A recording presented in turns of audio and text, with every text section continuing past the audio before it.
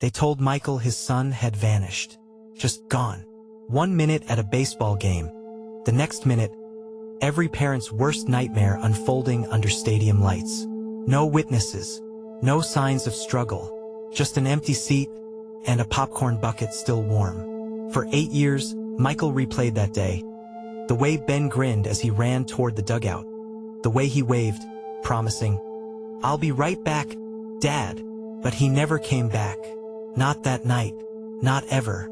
And then, just last week, Michael opened an old, forgotten lunchbox tucked behind boxes in the attic. What he found inside changed everything. What would you do if the only clue to your missing child came 8 years too late? And from inside something you packed yourself. Watch till the end to uncover the shocking truth hiding in plain sight.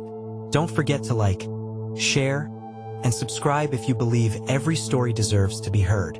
June 12, 2017. The sun scorched the sky above Red Ridge Little League Stadium, baking the aluminum bleachers until they hissed against the backs of bare legs. The smell of hot dogs, sunblock, and fresh-cut grass clung to the air like a memory. It was the kind of summer afternoon that parents hoped their kids would remember forever, the kind of day that felt safe. Ben Holloway squinted into the sun, his cap pulled low, glove tucked under his arm. At 11 years old, he had the energy of a wind-up toy and the heart of a dreamer. He wasn't the best player on the Marlins, but he played like he loved it. All knees, elbows, and enthusiasm. He had a routine, and so did his dad, Michael Holloway, sweat-soaked in a faded flannel and jeans, leaned against the rail near the dugout, holding out his hand. "Lucky box?" he asked.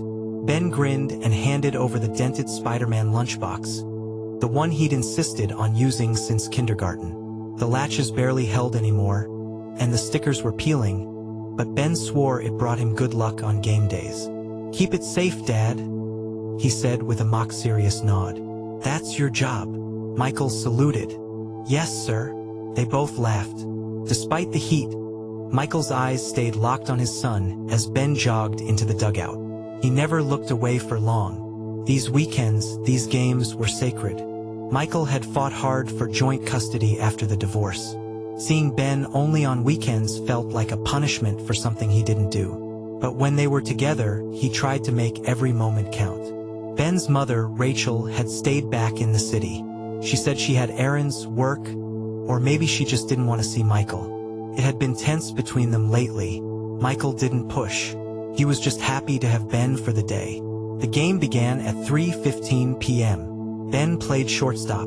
He made a slick catch in the first inning and narrowly missed a double play in the second. Michael cheered louder than anyone, even stood to his feet, ignoring the looks from other parents. Ben beamed every time he heard his dad's voice cut through the crowd. Then came the third inning. At exactly 4:02 p.m., Ben was up to bat next. He was in the on-deck circle when the coach called time and huddled the kids near the dugout. A short break. Something about a substitution. When they returned to the field, Ben didn't. His absence wasn't obvious at first. Kids get distracted. Maybe he was in the restroom. Maybe he'd wandered off for a snack. The coach checked the bench. Then the bathrooms. Then the snack bar. Nothing. They called his name over the PA system. "Ben Holloway, please report to the dugout." No answer. The announcer repeated it twice. By 4:17 p.m., the stadium was on alert. Parents stood, some clutching their children instinctively. The concession stand volunteer said she hadn't seen him. A janitor claimed he saw a boy in a Marlins jersey heading toward the parking lot, but he wasn't sure. The description could have matched any number of kids. Michael's voice cracked as he shouted his son's name across the outfield. "Ben, it's Dad. Where are you, buddy?" He checked the bathrooms himself. Then behind the bleachers. Then the locker rooms. Then the parking lot, running, panting, stumbling like a man shot in the gut. Ben was gone. A security camera above the main entrance, the only one pointed toward the bleachers, had been out of order for 2 days. The repair order was still sitting on the stadium manager's desk. The Spiderman lunchbox still sat beside Michael's seat, untouched, still latched, still warm from the sun. The police arrived within 30 minutes. Flashing lights washed over the field, turning a summer game into a crime scene. They questioned everyone: coaches, parents, vendors, Michael most of all. When was the last time you saw him? Did he say anything strange?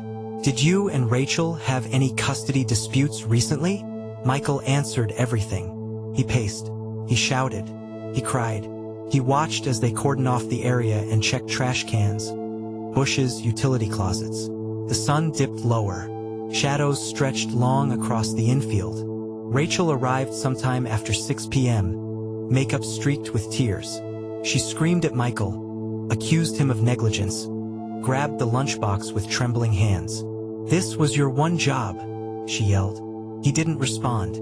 He couldn't, because deep down he knew something was wrong. This wasn't a kid who wandered off. This wasn't a prank. This wasn't a mistake. Ben was a careful, cautious child. Smart, streetwise. He wouldn't just leave. He wouldn't vanish without a trace. And he'd never go anywhere without his lunchbox. Not unless someone made him. The next 48 hours were a blur. Flyers, news vans, volunteers combing the surrounding woods. But nothing turned up. Not a footprint. Not a jersey. Not a cry for help. Ben Holloway had simply disappeared from the world. And no one could explain how. By the end of that week, the game was a distant echo. The cheers turned to silence. Michael remained in Red Ridge long after everyone else went home. He sat in his car outside the stadium, clutching the lunchbox to his chest, as if he could will his son back into existence. The sun set, the lights turned off, and somewhere, in a place no one was looking, a boy waited. They called it the Holloway vanishing. News anchors used the phrase like it was a brand, a mystery so clean and confounding it sold headlines. 11-year-old Ben Holloway, bright-eyed, shortstop, Pop-Tart loving, vanished from a crowded baseball game in the span of 20 minutes, with no one seeing a thing. The first 72 hours were chaos. Helicopters circled the surrounding woods. Search parties with dogs combed ditches and drainage pipes. Volunteers in neon vests walked shoulder to shoulder across fields and backyards, calling Ben's name until their voices cracked. Billboards went up. A $25,000 reward was announced. Rachel screamed at the police chief during a press conference. Michael collapsed behind a dumpster outside the stadium, clutching the Spiderman lunchbox like a lifeline. By the second week, the news vans were still there, but fewer now. Questions began to change. Was Ben unhappy at home? Did either parent have enemies? Was the custody arrangement contentious? Michael sat through interview after interview, always giving the same answers. No, Ben wasn't troubled. No, he never wandered off before. No, he didn't notice anyone suspicious. He played the game in his head 1,000 times, every second from when Ben handed him the lunchbox to when the coach first called his name. What did he miss? Rachel, once stoic and defiant, crumbled. She stopped answering calls, stopped eating. Her grief turned inward, bitter, silent, corrosive.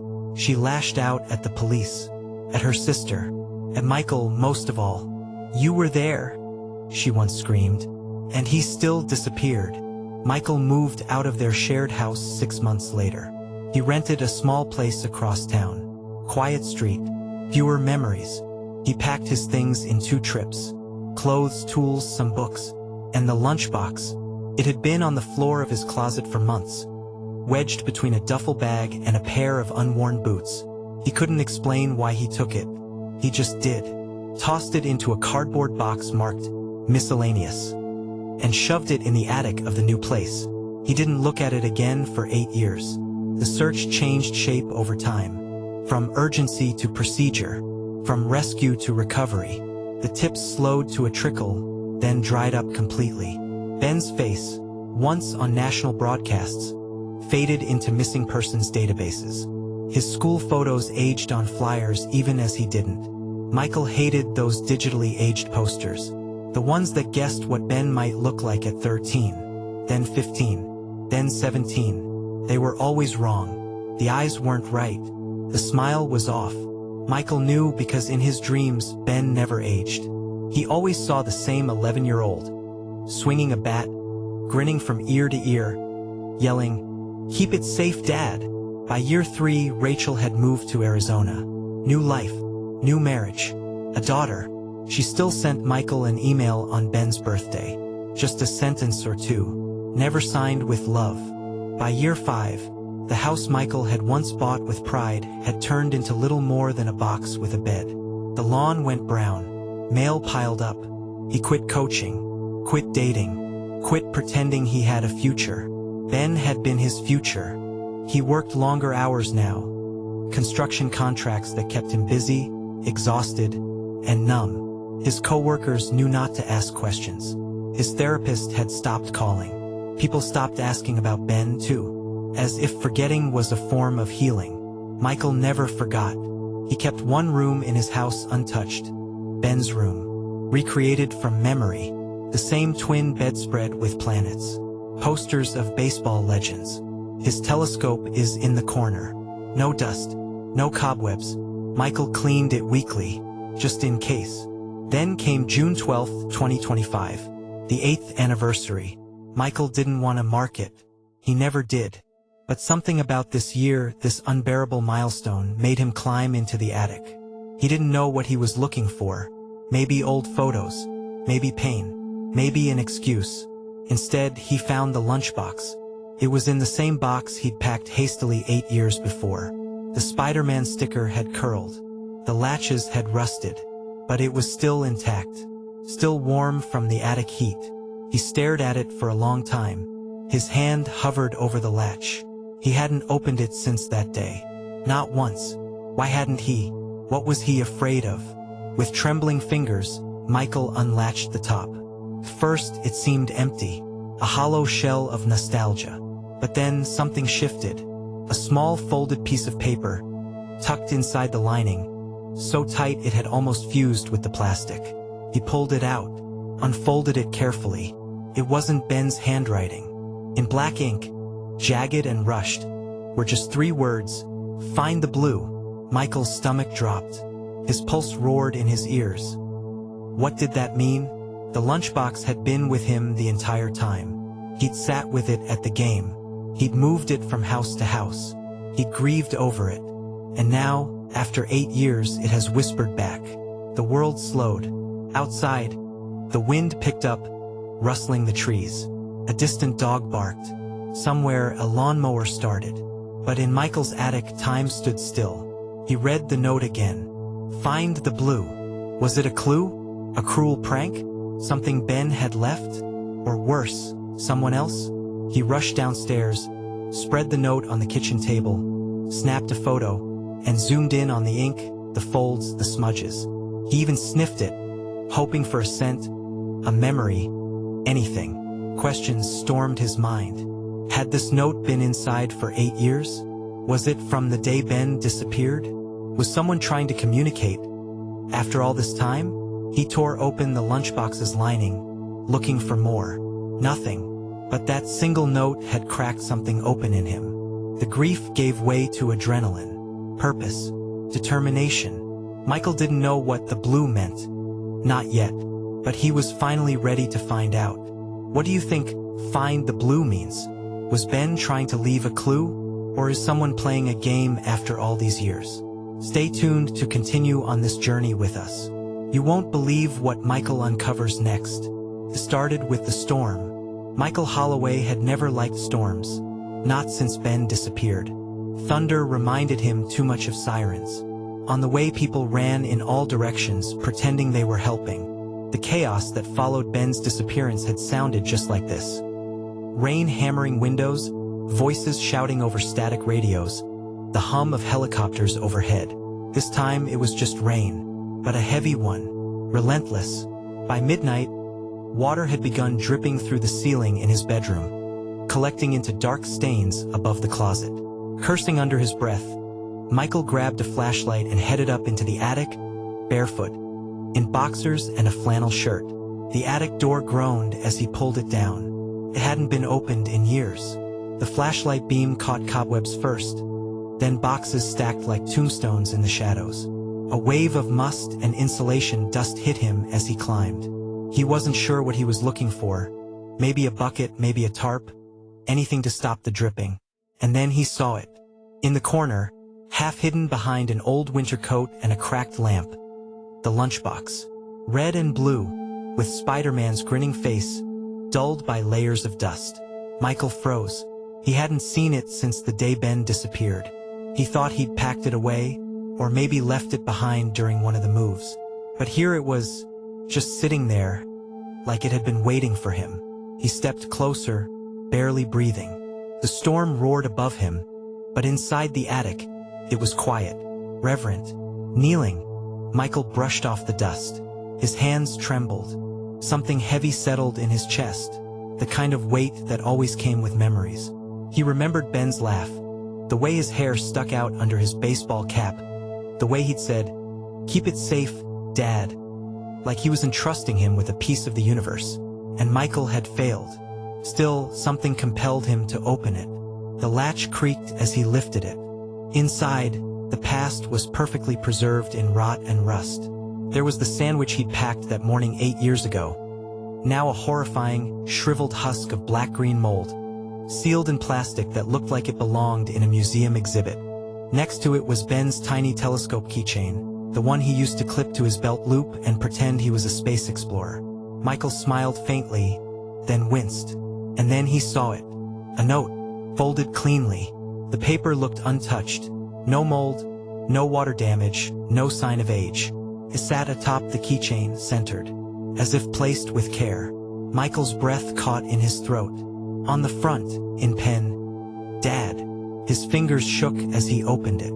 The writing hit him like a punch to the chest. It was Ben's. He knew that spiky D, the way the lowercase t never fully crossed, the tail on the Y that curled under. Michael had seen that handwriting on birthday cards, on homework, on the list Ben once made of cool craters on the moon. He read the words again and again, trying to understand. "I never made it to the game. I think someone switched me. I'm alive but not safe. Don't trust Rachel. Ben." Michael dropped the note like it burned. His mind spiraled. "I never made it to the game?" What did that mean? He saw Ben that day, talked to him, took the lunchbox, but the letter said he was switched. 3 days before the game? He picked up the paper again, flipping it to the corner. There was a date, June 9th, 2017. Not June 12th, 3 days earlier, and it was unmistakably Ben's writing. Michael stood slowly, eyes darting around the attic like he expected something, to be hiding in the corners. He felt suddenly watched, vulnerable. The storm pounded harder above. He staggered down the ladder with the lunchbox in hand, the note clutched tight. He barely felt his bare feet hit the cold hardwood floor. Every nerve in his body buzzed. In the kitchen, under the light, he laid the note out flat and stared at it again. Not an illusion, not a prank. The ink was real. The words were too raw to be faked. It had details only Ben would include. And that final line, "Don't trust Rachel," his ex-wife. Michael's throat tightened. Rachel had never been the same after Ben vanished. She became erratic, paranoid, controlling. She joined search groups only to alienate every volunteer. She claimed psychics were giving her visions. She had accused Michael of hiding Ben, publicly on Facebook at press conferences. He'd always chalked it up to grief. But this note suggested something else. Michael picked up his phone, hovered over Rachel's contact, then thought better of it. Instead, he sat back in the kitchen chair and let the possibilities crash into him like the storm outside.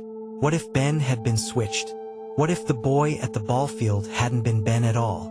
He tried to remember every detail, the laugh, the hug, the way Ben handed him the lunchbox. Could someone have replicated that? Would he even notice in that brief moment? And then something else struck him. If this note was real, how had it gotten into the lunchbox? He had never reopened it after that day. It had gone straight into the moving box, then into the attic. It hadn't been touched in 8 years. So who had added the note? And why now? Michael's eyes flicked up toward the attic again. The storm still growled above. But inside him, a storm of another kind was rising, one of doubt, dread, and the unbearable flicker of hope. Because if Ben was alive, where was he? And why did he say not to trust the one person Michael had leaned on during those early days of hell? He reached for the note again. There was something else. Something scrawled faintly on the back, as if written in haste. He watches from the red barn. The stars will know. Michael blinked. Red barn? Stars? Was it a riddle? A location? His fingers closed around the keychain telescope again. That's when he noticed something etched into its side. It was new, carved lightly with something sharp. Sirius. 45.8 N. Coordinates? Michael's heart raced. He pulled out his laptop. Within seconds, he had the coordinates punched in. It was a remote stretch of land in rural Oregon. He didn't know what he'd find there, but he knew he was going. Was Ben trying to lead him somewhere? Or was someone luring Michael into something far darker? Michael didn't sleep that night. He sat in the kitchen with the lunchbox on the table and the note in his hand, staring at both until sunrise began to soften the storm clouds. He thought about calling someone, his brother, a friend, even Rachel. But who would believe him? So he did the only thing that made sense. He took the note to the police. At the Red Ridge station, Officer DeLuca listened politely, her fingers dancing over a keyboard while Michael explained the lunchbox, the message, the handwriting, the coordinates. She didn't interrupt. She nodded in all the right places. But when he was finished, she leaned back inside. Mr. Holloway, we know this has been a difficult 8 years. Michael's face twitched. I didn't come here for sympathy. She held up her hand. I understand, but what you've described, it's a very emotional discovery. After so much time, our minds want closure. The attic, the heat, sometimes humidity can distort perception. Mold spores can. Mold spores. Michael snapped. You think I imagined a note that wasn't there 8 years ago? In my son's handwriting? With information no one else could know. It could be a hoax, she said gently. You've been in the media before. Maybe someone thought they'd play a cruel joke. Notes can be slipped into old belongings. Michael stood, fuming. You think I'd mistake a prank for my son's handwriting? You think I can't recognize my own child's voice on paper? She gave a practiced, pained look. Even if it is Ben's handwriting, how did it get in there now? We need evidence, not speculation. He left the station without another word. The moment he stepped outside, he felt it. The shift. 8 years ago, they had believed him. They had rallied. Today, they offered sad smiles and theories about mildew. He was on his own. So Michael did what he always did when the world turned its back. He got to work. He started with the stadium. The Red Ridge Little League Park hadn't changed much. The bleachers were newer. The vending machines had been replaced. But the layout was the same. The same dugouts. The same parking lot. The same third base line where he last saw Ben running.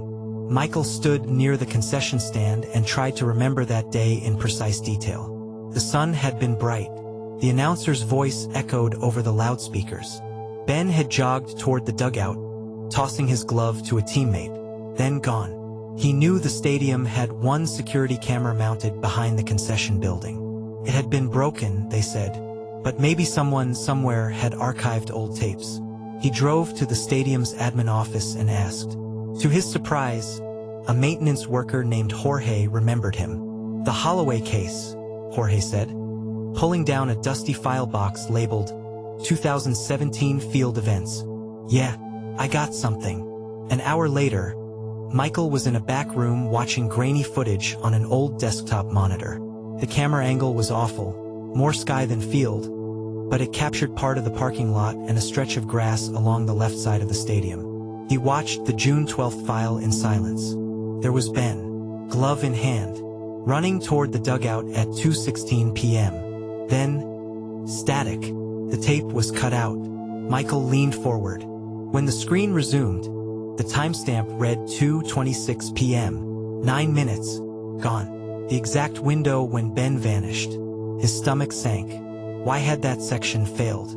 Michael asked for a copy and left with the footage.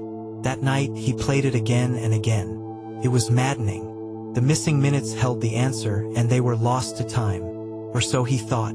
The next morning, A thought hit him like a bolt of lightning. The gas station. There was a tiny gas station about 2 miles from the stadium. Ben had sometimes convinced Michael to stop there for slushies after games. It was small, old, and run by a local family, but they had cameras, one pointed toward the pumps. It was a long shot, but he had to try. June 12, 2017? The station owner asked, squinting. Man, that was ages ago. Michael laid down a photo of Ben and the note. Please, he said, just look. To his surprise, the man agreed. We back up our footage to a private server. My dad was really paranoid about lawsuits. An hour later, they were scrolling through footage. Michael watched the grainy screen like his life depended on it. Then there, 2:19 p.m., a dark-colored van pulled into frame, backing into pump number 2. Michael leaned in. His heart stuttered. A boy stepped out of the passenger side. He wore a blue baseball jersey, number 5, same as Ben. He held a glove in one hand. He was looking down, walking stiffly toward the back seat. Michael froze the footage. Zoom in, he whispered. They enhanced the frame. It was pixelated. But Michael could see the face. Ben.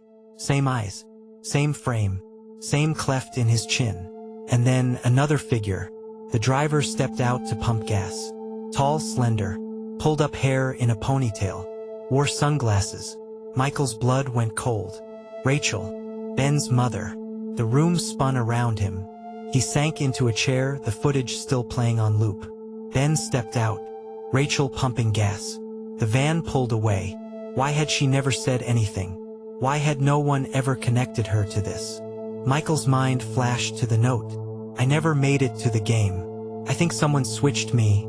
Don't trust Rachel. His hands shook as he replayed the scene. He had always assumed Rachel was at the stadium that day. She said she got stuck in traffic and arrived too late. She found out about Ben's disappearance after the police were already there. But this changed everything. Had she lied? Had she been involved? Had she taken Ben? Michael grabbed a printout of the footage and left the station. His hands were clammy on the steering wheel. He needed answers.